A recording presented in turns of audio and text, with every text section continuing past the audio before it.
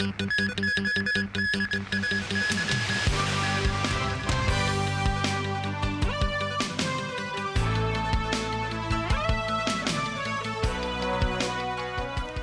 evening and welcome to TVB News. The Chief Executive in Council approved the pay rise of 3% for civil servants across the board. The salary increase will be retrospectively effective from April 1st this year. But the salary hike is lower than the recommended net pay trend indicators. More than 170,000 civil servants are set to see a 3% pay rise. The level was decided over 6 factors. First, the economy grew 2.7% in the first quarter, and the whole year GDP is expected to grow 2.5 to 3.5%. The consumption price index rose 2.1% over the past year, which reflected an increase in cost of living in the city. Also considered are the pay trend survey results, which reflected a pay rise in the private market, as well as the government's financial position, which has witnessed deficits in the billions. And government workers' morale as the civil service establishment continued to record negative growth with a 10% vacancy rate and increased workload. With that comes the proposed 3% pay rise for all principal officials, senior, mid-ranking, and junior civil servants. But that's lower than the net pay trend survey indicators by 1 to 2%. We note that the pay offer is some way behind the net pay trend indicators, but given all the 6 factors taken into consideration as a whole, we believe that this is an appropriate decision for this year. The government will take in opinions from civil servant representatives and the legislature before a final decision is made. Alexa Chow, a human resources consultant, said the 3% rise is reasonable. But the Federation of Hong Kong SAR Civil Servants hopes the government could follow the net pay trend indicators, which offer objective calculations to decide the pay adjustment. The Hong Kong Chinese Civil Servants Association also noted the 3% wage increase among junior workers will be much less in the pay rise than senior staffers. Commenting on the recent convictions of 14 pan-Democrats who pleaded not guilty to the charges in the landmark subversion trial, Chief Executive John Lee said the rulings highlighted that the idea of a legal means to subversion is not limited to the use of threat of force, but also the abuse of power. The city leader added that lawmakers should discharge their constitutional responsibilities when scrutinizing the government's budget. He said passing, vetoing, or proposing amendments to the budget are all constitutional duties. But indiscriminate vetoing of the budget is now confirmed to be in violation of Article 73 of the Basic Law. That was part of the mutual destruction plan proposed by former legal scholar Benny Tai, one of the 47 pan-Democrats involved in the landmark case. There was the 10-step to mutual destruction through means such as large-scale demonstration and mutual destruction. In addition, they also call for sanctions. That's why we should remain vigilant. We should be aware that risks to our national security can come anytime, catching us unaware. Today marks the 35th anniversary of the Tiananmen Square incident. Chief Executive John Lee said that the government's position on certain public events is clear, and people should beware of those who hijack such events to cause trouble.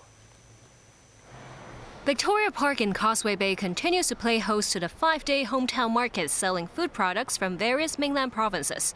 Police presence stepped up with officers donning stab-proof vests in patrol. Visitors had to go through security checks before entering.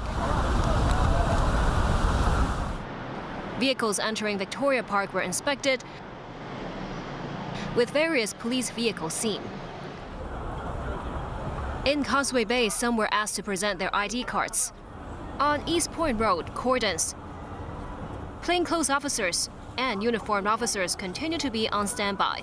Since this morning, police have ramped up security around Victoria Park, including exits of Tin Hau MTR station. Deployed too were anti-riot armored vehicles dubbed saber-toothed tigers. Multiple special units, including airport police, were also sent to the scene. The press asked Chief Executive John Lee if the police would stop people from lighting candles at Victoria Park to commemorate June 4th. The government position on public events is very clear. All activities by any person must be conducted according to the law. The government, of course, will take action in accordance with law. We should not forget the pain that we all went through in the attempted color revolution which took place in 2019. The threat to national security is real.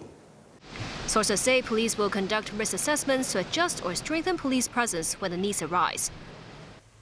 In Taiwan, authorities have recovered all 12 vehicles buried or affected in yesterday's landslide near Keelung Seaside Chaojing Park. The landslide happened at about 2:30 p.m. on Monday and left 4 people injured. Videos taken in the aftermath of the incident show the site strewn with boulders and mud. Authorities are working to clear the debris, and the road is expected to reopen to traffic next week. Local transport authorities said the landslide was likely caused by earlier earthquakes and torrential rain in recent days. Another 4 Israeli hostages abducted by Hamas on October 7th have died in captivity. Their bodies are being held by the Palestinian Islamist group. The U.S. said Monday it wants the United Nations Security Council to adopt a resolution backing a proposal outlined by President Joe Biden to end fighting between Israel and Hamas in the Gaza Strip. Meanwhile, no date has been set for Israeli Prime Minister Benjamin Netanyahu's address to the U.S. Congress, his office said Monday, following reports that his speech was set for June 13th. Tracy Furness has more. Dozens of Israelis demonstrated outside the U.S. Embassy in Tel Aviv on Monday, calling for a deal with Hamas to release hostages in Gaza. This as the Israeli military confirmed the deaths of 4 more hostages held by Hamas and believe they were killed in Khan Yunis a number of months ago.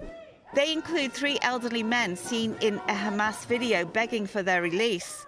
And Miriam Cooper, Yoram Metzger and Haim Perry were all aged 80 and older. The 4th hostage was identified as Nadav Popplewell. This cousin of Ofer Calderon, a hostage still held in Gaza, said she felt terrible that the 4 men died.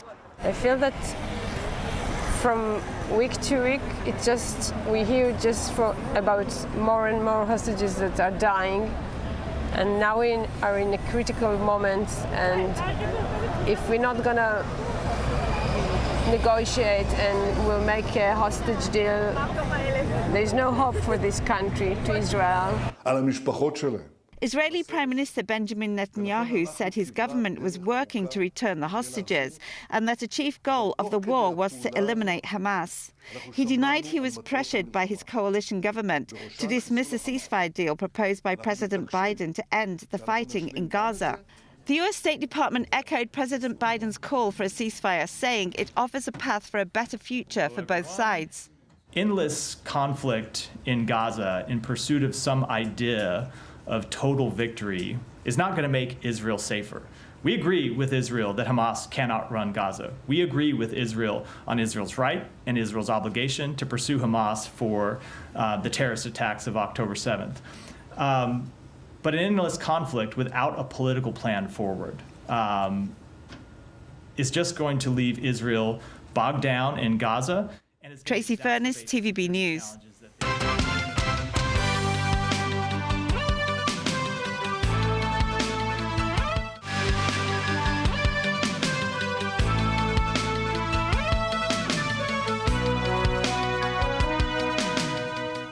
Welcome back. Prime Minister Rishi Sunak and the favourite to be the next UK leader, Keir Starmer, go head-to-head in the first TV election debate tonight, with immigration one of many hot topics. Both are likely to be asked about their views on right-wing populist Nigel Farage, who will run in the election. David Garrett reports. Exactly a month to go until July 4th and the UK election. 4 weeks for voters to be convinced. The party with the most seats picks the Prime Minister. Conservative leader Rishi Sunak called the election hoping to remain in power. His campaign has not been smooth sailing. At a cafe in Oxfordshire, his latest stop was gate-crashed by a boat passing behind him advertising the Liberal Democrats. Embarrassing for Sunak at a meeting with rowers in Henley-on-Thames, a traditional Tory heartland. Vessels of a different kind combined are causing a storm for Sunak. His Conservatives have a miserable record of keeping their promise to stop small boats crossing the English Channel. Sunak's plan to send refugees to Rwanda has not got off the ground yet. Many think he called the election at the beginning of the summer ahead of better weather and the likelihood of more boats crossing. Anti-immigration campaigner Nigel Farage is back in the political arena, trying to grab a seat in Westminster. It is his 8th attempt at running for the British Parliament. The previous 7 failed. One of the voices of Brexit, Farage is a well-known face across Britain and is setting his sights on a seaside town east of London, currently in Conservative hands. The Donald Trump ally will try to win a seat as the leader of Reform UK. Farage is pushing an agenda of net zero migration. I know what you believe in. Mass immigration's damaged our country. We're getting poorer as a nation. And you need a champion to stand up and fight for you. Keir Starmer is campaigning hard too. The latest YouGov poll predicts Starmer would win over 420 seats, giving Labour its largest parliamentary majority in a century. But after 14 years in opposition and several lurches to the left, Starmer and his party have perceived weaknesses, not least that they are soft on defence and the nuclear deterrent. This is a changed Labour Party, and the most important thing is that I voted in favour of the nuclear deterrent. And if we are privileged to come in to serve, I will serve as the Prime Minister of this country. And my commitment to the nuclear deterrent is absolute. Absolute. That is why I voted for it. That is why I've changed this party. And that's why it will be the #1 issue for an incoming Labour government.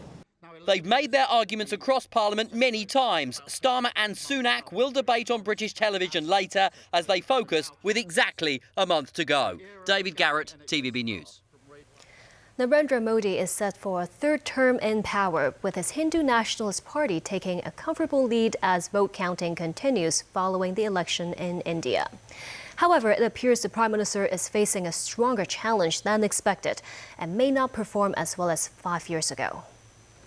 The election took 6 weeks to carry out and is the biggest exercise in democracy in the world. The monumental task of checking and adding up over 600 million ballots is in progress. The turnout is 66% according to the Electoral Commission. The lower house has 543 seats. 272 gives a group of parties a controlling majority. A final result should be called in the coming hours. Initial data shows Modi's BJP party and allies leading the Congress party. Modi's was ahead in 287 constituencies. But in 2019, his party and allies won 353 seats. Exit polls had Modi winning over 300 seats and on course for a 3rd term in office, albeit with a reduced majority. 2 victims of the suspected JPEX fraud scandal, which involved some $1.6 billion, have brought a civil action against the cryptocurrency platform and its intermediaries. This as lawmaker Johnny Ng believes more victims could be repaid if the civil action is successful. Timothy Lee reports. Authorities arrested 72 people in connection with the suspected JPEX fraud scandal last year, including barrister Joseph Lam and influencer Chan Yi. The case is still under investigation and no suspects have been prosecuted so far. This as 2 victims filed a civil lawsuit at the district court on Monday against 7 defendants, including JPEX registered companies in Hong Kong and Australia, as well as Felix Chu, the general manager of virtual money changer CoinGuru. The Brits stated the 2 victims began attending Joseph Lam's conferences in July last year, where he reassured attendees of JPEX's credibility.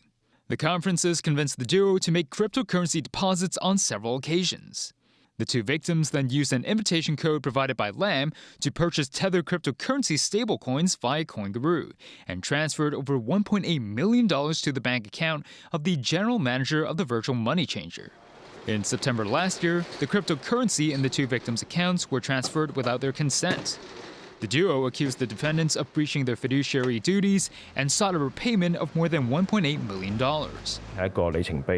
Meanwhile, lawmaker Johnny Ng, who assisted other victims of the suspected cryptocurrency scam, said this civil lawsuit, if successful, could create a precedent for other victims to reclaim justice. Timothy Lee, TVB News.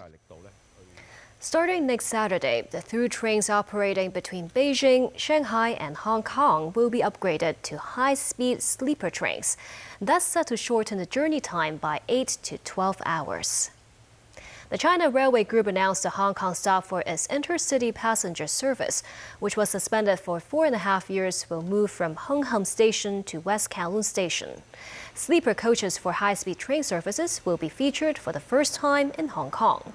The overnight trains will run from Friday to Monday. They will go to Beijing West Railway Station and Shanghai Hongqiao Railway Station, stopping by Shijiazhuang in Hebei and Hangzhou in Zhejiang, respectively. The sleeper train's journey time to Beijing will be cut by half to 12 hours 34 minutes. It will take around 11 hours to reach Shanghai, which is 8 hours faster than the previous through trains, but still slower than the regular high-speed trains by around 4 hours. Chief Executive John Lee hopes the new arrangement will promote exchanges between Hong Kong and the mainland, adding that passengers can save money on hotel accommodation by spending the night on the train. And that's the news. Thank you for watching.